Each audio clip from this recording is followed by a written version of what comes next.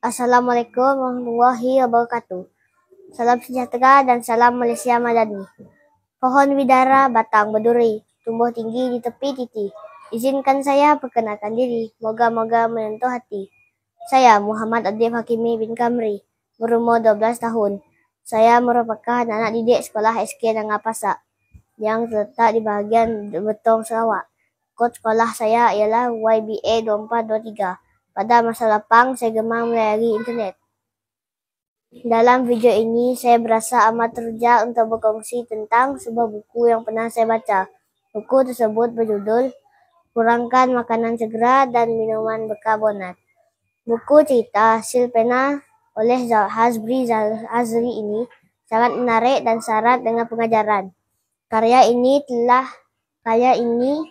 adalah hasil terbitan Fine Tune Publication pada tahun 2023 dan mempunyai 30 halaman. Ayo bersama saya untuk menelusuri jalan cerita ini dengan lebih dekat lagi.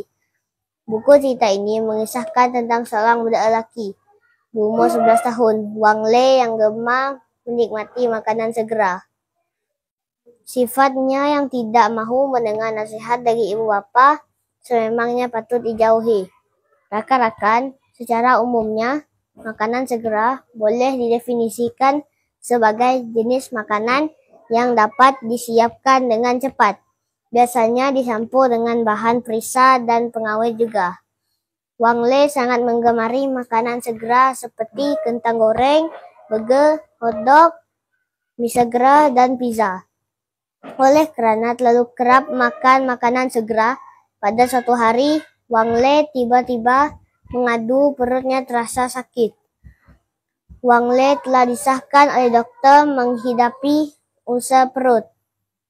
Dokter maklumkan kepada dia bahawa daging yang digunakan untuk membuat burger telah disuntik dengan amonia untuk membunuh bakteria jahat di dalamnya. Namun amonia juga merupakan sejenis bahan kimia yang digunakan dalam membuat produk pembersih tingkap dan kaca. Minuman berkarbonat juga merupakan minuman kegemaran Wang Le. Dokter yang merawatnya memberitahu bahawa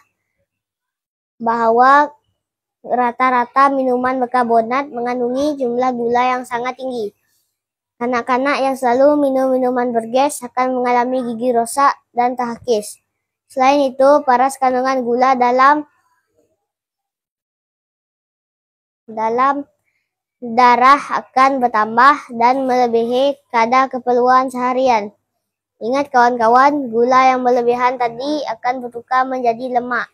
Oleh sebab jumlah kanak-kanak yang mengalami obesiti semakin meningkat dari hari ke hari. Setelah mendengar penerangan dokter tersebut, Wang Le berasa sangat takut dan berjanji akan mengubah pola makannya. Persoalannya, adakah Wang Le berjaya mengubah gaya hidupnya supaya lebih sehat?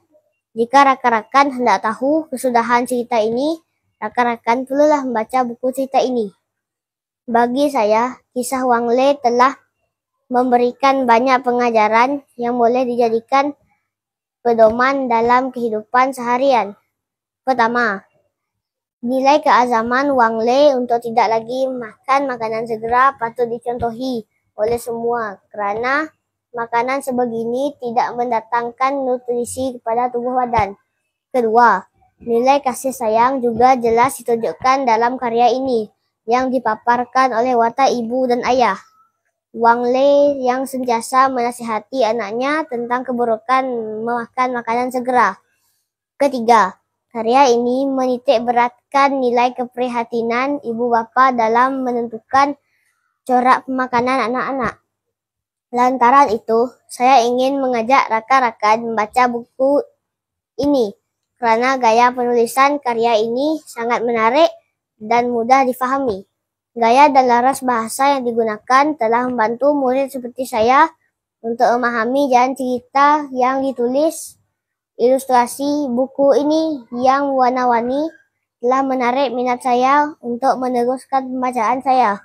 Kesimpulannya, buku cerita yang berjudul Kurangkan Makanan Segera dan Minuman Berkarbonat ini mempunyai banyak yang boleh dijadikan iktibar, terutamanya kepada golongan murid-murid sekolah rendah. Sekian, terima kasih.